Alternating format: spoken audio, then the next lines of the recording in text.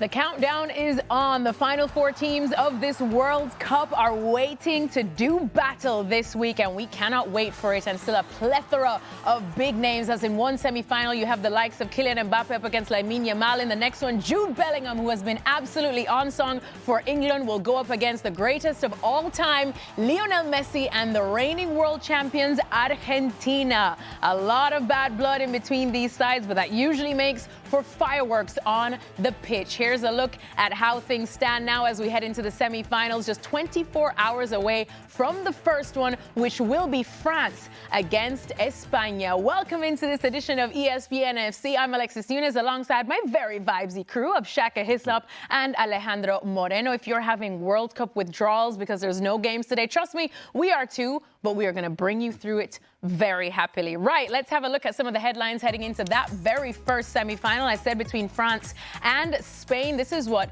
Marca has to say, and is champion DNA. As for L'Equipe, I will tell you that translation. It stands as the ruthless world of reunions. I keep getting a little dramatic there, indeed. I thought you were going to actually read it. No. I'm not gonna disgrace myself like that today. Okay. Not going to disgrace myself. But someone who I'm pretty sure could read that in French, Spanish, Japanese, or any other language is our Aljoe. Alex, thank you so much for joining us. She's live in Dallas, like I said, 24 hours away from what is going to be a great semifinal between France and Spain. France, heavy favorites going into this one. Spain as well, Alex, but of course the Spanish, you still feel like want to go up another gear, or specifically Lamine Yamal. But what's the vibe been like there, especially from the Spanish fans?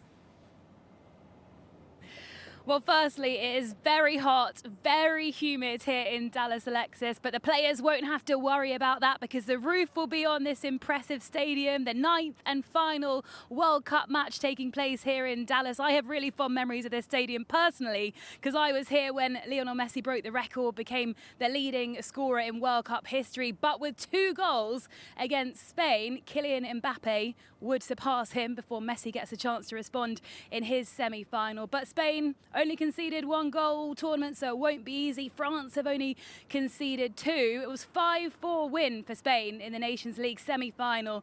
The game between these two sides last year. Lamine Yamal scored twice that day. You mentioned Lamine Yamal. Obviously, there's been so much talk about the fact that he hasn't been at his best level.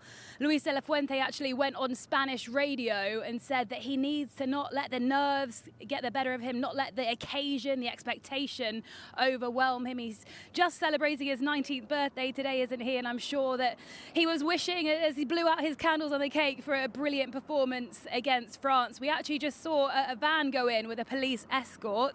Lamine Yamal in that van because he's speaking in the pre-match press conference, which I think is a good sign, isn't it? Because he's stepping up, he's ready, and I'm sure he'll be hungry to score goals in this semi-final against France. Yeah, interesting quote there from De La Fuente, indeed, because when we think of Lamine Yamal and just the way in which he plays, Ale, and as Shaka said, he's probably his most exciting player to watch, especially in this tournament.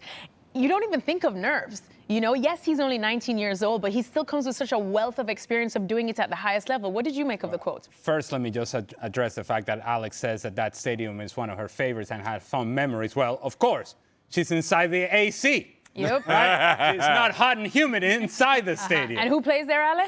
Well, my Not beloved, right my Not beloved right now, Dallas Cowboys. Exactly. How about them Cowboys?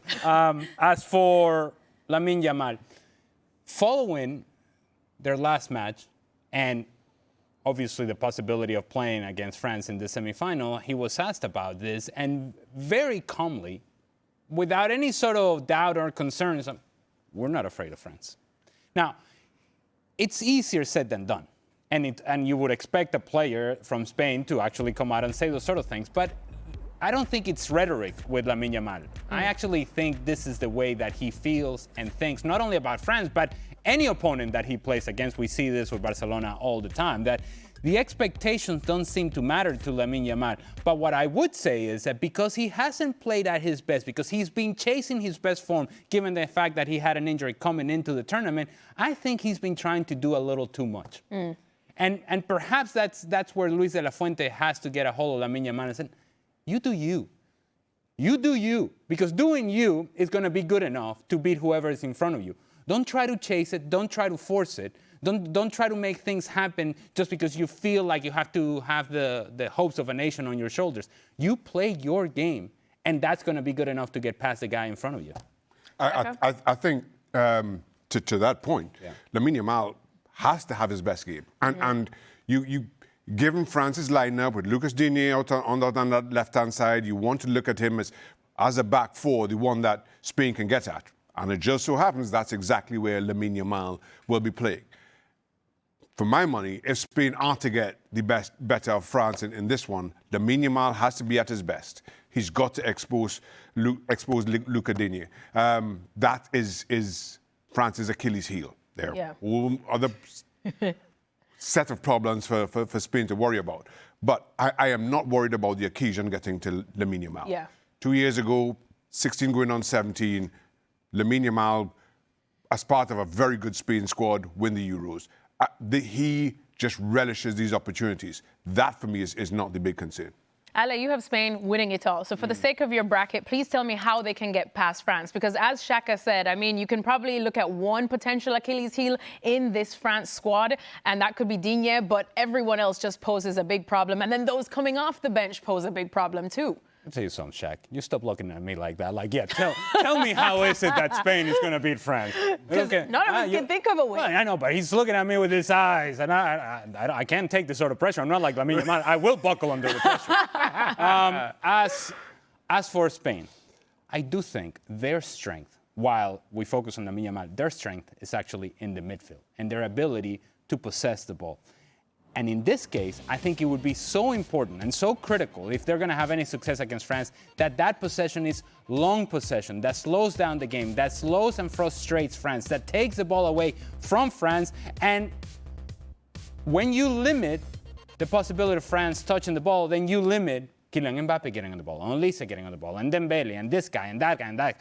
If Spain are able to slow down the game, take the game into the attacking half, and just have long spells of possession where they're dictating the pace of how this game is going to get played, I think they can have an advantage in the midfield. And if they do that, then now they can isolate a guy like Lamine Yamal, because a lot of those numbers from France are going to start to concentrate in the midfield to try to figure out how they get the ball back. Then that frees up Lamine Yamal to be in a 1v1 situation against Lucas Digne.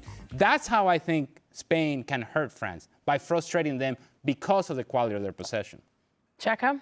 Does that answer your question? It does. And on theory, paper. In theory, it makes incredible sense. I absolutely admit to that. The thing, though, again, that makes this France team as good as it is how good they are in pressing the ball higher up the park, how good they are in forcing opponents to make mistakes, to play at their tempo. We've seen that at the club level with PSG, and so much of how they approach the game you see in this France squad. You're even getting a pressing shift out of Kylian Mbappe. That kind of speaks to this version of France and why it's as difficult as it is to impose your game on them.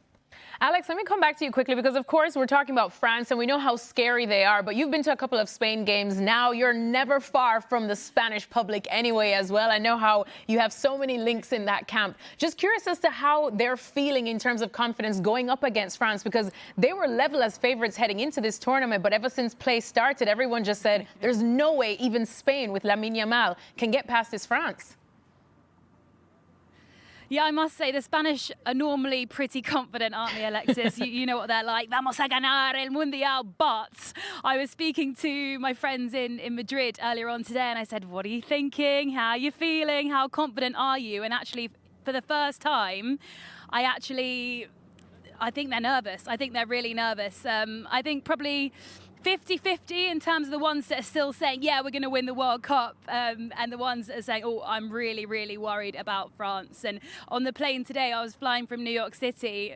We've heard so much noise from the Spanish so far, but it was the French making all the noise. They outnumbered the Spanish fans on my flight. They were so loud. They were so excited.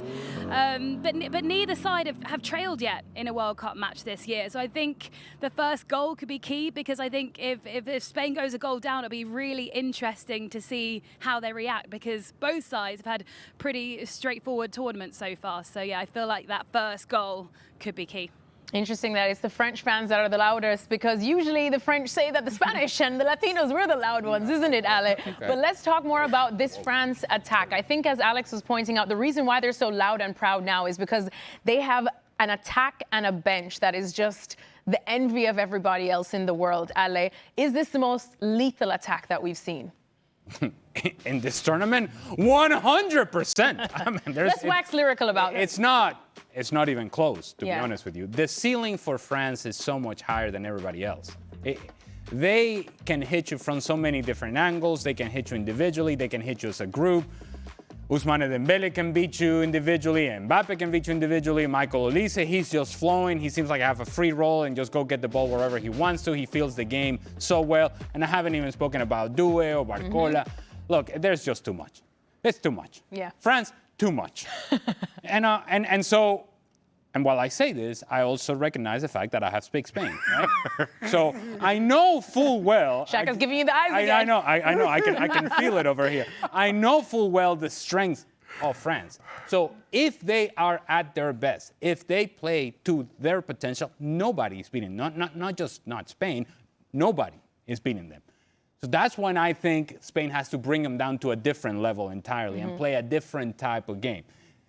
You're going to need France to come down a level and Spain to jump up a level in order for this to be a far more competitive game than what we're expecting.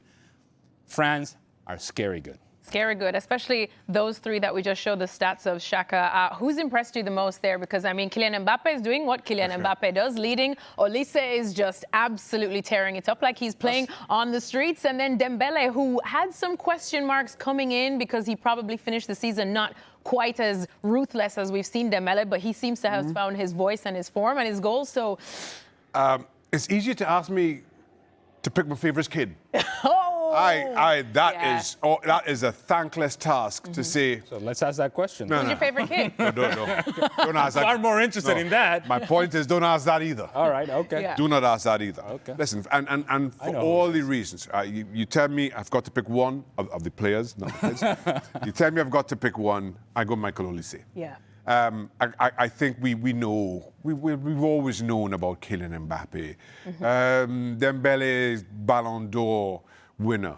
And while we know of Michael Olise and all that he has done, particularly at Bayern Munich, to see him operate on this stage, at this level, to see him almost outshine Kylian Mbappe and Dembele, it's been incredible to witness. And he's doing it without scoring goals. Yeah. And so it tells you how high of a level it has been for Michael Olise. And look, Bundesliga Shaq, you know very well how well he played for Bayern Munich. But to your point, there's been a jump. And it's a bigger stage. And in this stage, he has looked tremendous. He has looked like not just a great player for Bayern Munich, he has looked like a top 3 player in the world kind of performance. Yeah, no doubt that Bayern Munich will be very proud watching Michael Olise. I definitely want to go back to Alex as well, too, because I know that Real Madrid will be looking at Kylian Mbappe, and we talked about all of the kind of negativity that followed him from Real Madrid going into this, and it's almost like he's just completely swatted that aside. I know you're close to the Real Madrid camp, too. I mean, they must be thinking we can't wait to get him back, but how do we keep him like this? Yeah, just firstly, on Michael Olise, we wish that he was playing for England. To think that he could be playing for England and Erling Haaland as well. Anyway, whatever. We're fine. We're over it. We can still beat Argentina. But yeah, on Kylian Mbappe, it's insane to think that he was criticised 2 seasons ago with ridiculous numbers. He was criticised last season. He's an unbelievable player, and to think, well, he's 1 goal off Lionel Messi.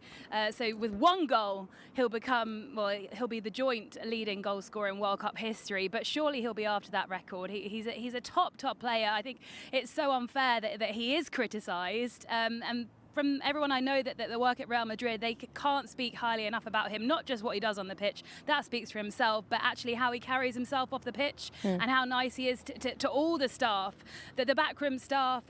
My friend, she organised all the travel, the hotels, the airports, all that stuff, and he always thanks her, always asks her how her day is. So I think we need to praise Kylian Mbappe more, because he's a top player and a top guy as well. Wow, I want that Right. friend to organize Yeah, my that's- travel, that's- hotels, all of that. Let's praise Alex's friend too. I know, because I'm sure she does a great job. I'm sure she does a great job in keeping Kylian We'll Mbappe sign up. happy. We'll have her on ESPN. But Ale, if it's even possible, have you seen Mbappe hit another level? Or is it just that he knows it's his country, he knows who he's playing with, he feels right at home?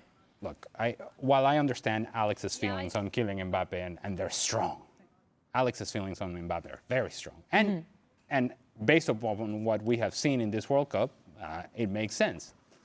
We cannot forget that this was the same player that at the end of the season, when things were falling apart for Real Madrid, he was hanging out in a yacht. When he was supposed to be recovering, well, that was, I guess, a form of active recovery, but not quite what you're expecting from a player that should be available for his team. And as they were about to go and lose the title at Barcelona, this guy was hanging out somewhere else and refused to be part of the traveling squad and did not join his team. So if you have sort of these feelings about Kylian Mbappe, you're a Real Madrid fan, and you're kind of conflicted as to, wait, we love that he's doing this. We don't love it if he does it against Spain. We love it if he does it for us, but why is he not doing that for us last season, towards the end of the season when things are falling apart? You have all sorts of emotions that are coming together, and it's all going to come down to one thing and one thing only. It doesn't matter what Kylian Mbappe does against Spain. It doesn't matter whether he wins the World Cup or not. It matters what he does when he goes back to Santiago Bernabeu and if he's scoring goals. And that's the only thing that he's going to be judged upon by Real Madrid fans. That is true indeed. All right, well, let's just remind you that there is a fresh edition of the Gab and Jules podcast coming your way. The boys have been hanging out in New York throughout the World Cup, and I cannot wait to hear what Jules will have to say after that big semifinal that is France against Spain.